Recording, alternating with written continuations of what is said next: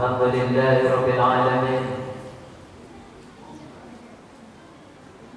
حمدا كثيرا كما أمر نحمده ونستعينه سبحانه وتعالى الذي خلق الموت والحياة ليبلوكم أيكم أحسن عملا أشهد أن لا إله إلا الله وحده لا شريك له وأشهد أن محمدا عبده ورسوله صلى الله عليه وسلم لا نبي بعده اللهم صل وسلم على سيدنا محمد وعلى آله وأصحابه أجمعين وبعد فيا عباد الله أوصيكم ونفسي إياي بتقوى الله فقد فاز المتقون اتقوا الله حق تقاته ولا تموتن إلا وأنتم مسلمون فقال الله تعالى في القرآن العظيم أعوذ بالله من الشيطان الرجيم الذين آمنوا وهاجروا وجاهدوا في سبيل الله بأموالهم وأنفسهم أعظم درجة عند الله وأولئك هم الفائزون صدق الله العظيم. Kaum muslimin,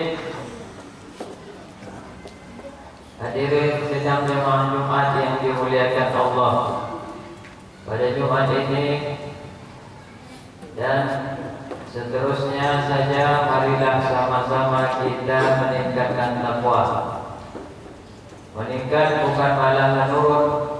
Kita kerjakan perintah-perintahnya Allah, lalu kita meninggalkan apapun yang Allah larang kepada kita. Bersyukur alhamdulillah sampai hari ini, detik ini Sayyidul Ayyam, Allah masih memberi nikmat. Siapapun kita yang ada di sini pasti mendapat nikmat. Allah masih berikan kita kekuatan. Kita sampai ke masjid karena ada kekuatan di badan kita. Banyak orang terbaring lemah di rumah sakit. Banyak orang terbaring di rumahnya sendiri bertahun-tahun, tak mampu ke masjid lagi, tak ada kekuatan lagi. Ini kekuatan adalah nikmat dari Allah. Kita masih terpanggil iman kita. Kita masih hidup. Karena nikmat yang seringkali kita lupakan, yaitu nikmat roh yang ada di tubuh. Betapa banyak bendera putih yang kita lihat, itu karena tak ada lagi roh di dalam tubuhnya. Maka dia sudah innalillah. Salawat beriringkan salam, tak lupa pula kita hadiahkan kepada junjungan alam Nabi kita, Nabi besar Muhammad sallallahu alaihi wasallam. Allahumma salli ala sayyidina Muhammad wa ala ali sayyidina Muhammad. Tambah salam. Assalamualaikum ayyuhan nabiyyu wa rahmatullahi wa barakatuh. Mudah-mudahan dengan selalunya kita sholawat ditambah dengan salam, maka syafaatnya Rasulullah, pertolongannya Rasulullah itu berguna baik bagi kita di dunia maupun di akhirat. Amin, amin, amin ya rabbal alamin. Saudara-saudara kaum muslimin sidang jemaah Jumat yang dimuliakan Allah. Kata jihad ini banyak terdapat di dalam surat atau ayat Al-Quran. Jihad ini sampai 41 kali berulang-ulang.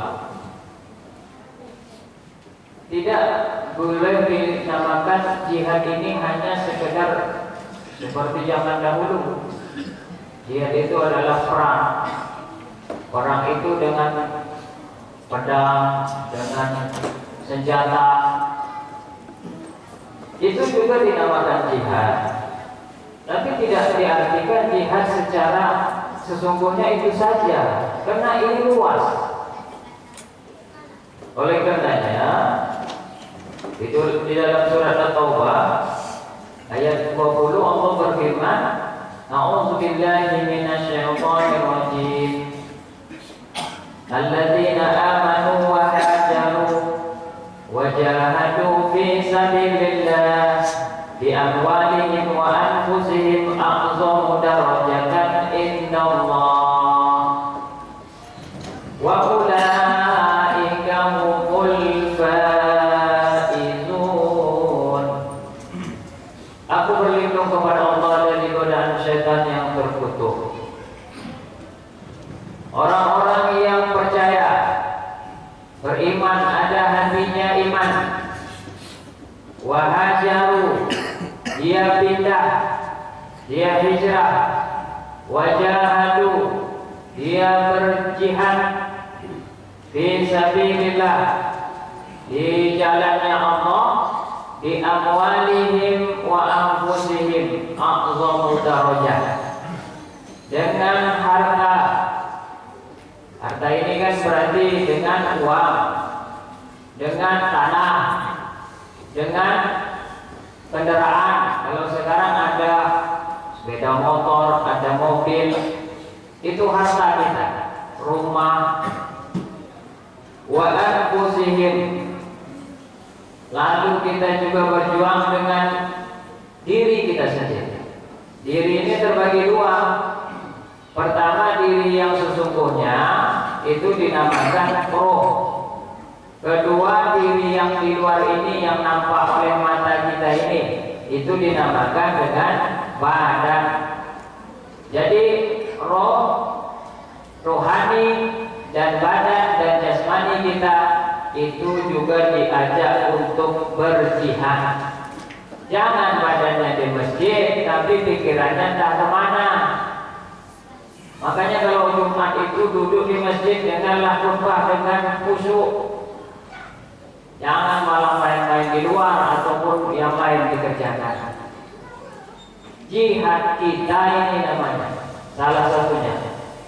Supaya apa? Supaya a'zamu darajah, itu yang mendapatkan kedudukan yang lebih besar indallah, di sisi Allah. Di sisi manusia kita memang banyak pangkat-pangkatnya. Di sisi manusia banyak perbedaan-perbedaannya. Ada orang kaya, ada orang miskin, ada RT, ada masyarakat, ada RW, ada warga, ada kepala desa, ada masyarakat. Itu cuma pangkat dunia, nggak laku itu di sisi Allah. Pada hakikatnya itu nggak bisa dibawa itu ke dalam alam kubur, nggak bisa. Kalau ditanya malaikat sudah pening nanti kita jawab. Wah, kalau saya ini kepala desa loh, kata kita. Nggak peduli lah malaikat, kamu kepala desa, kamu orang kaya, rumah kamu besar, ya nggak peduli saya, kata malaikat. Yang penting selama di dunia ini kamu apa yang kamu amalkan, itu yang kamu bawa.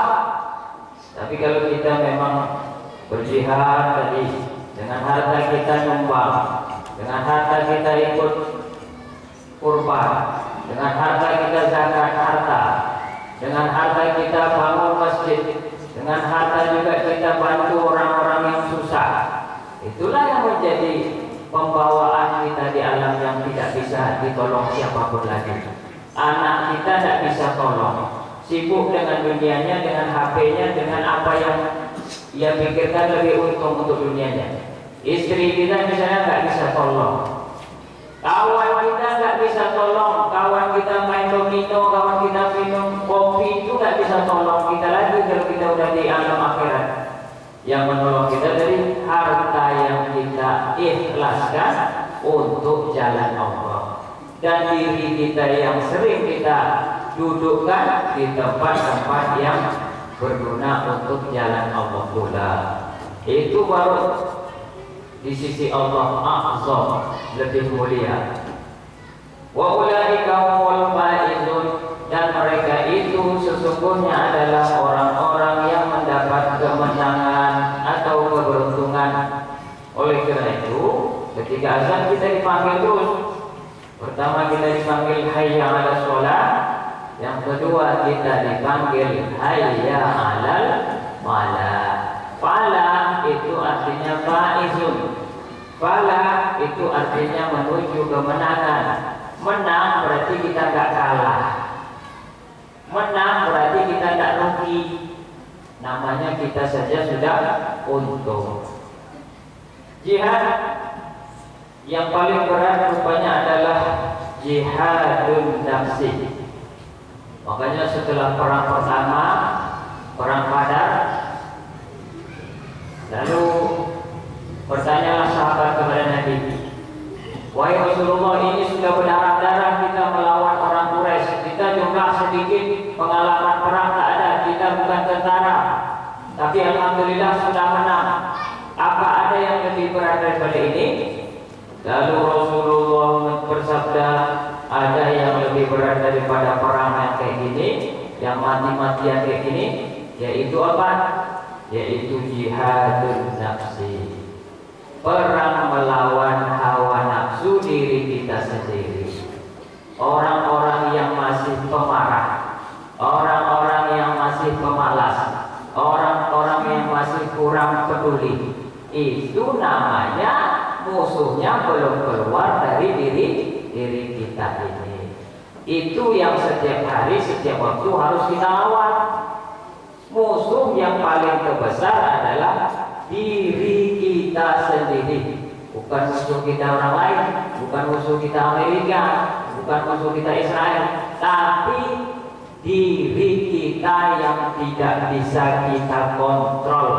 Itulah jihad nafsi. Jihad melawan diri sendiri. Tidak mesti dia anak muda tensi emosinya tinggi. Orang tua kadang-kadang sama aja, tensi emosinya tinggi juga, berarti belum bisa mengendalikan hawa nafsu yang ada pada dirinya sendiri. Itulah yang sama-sama kita berperang melawan. Jangan cepat terpengaruh oleh amarah kita itu. Fa'tabiru ya ulil absar la'allakum tuflihun.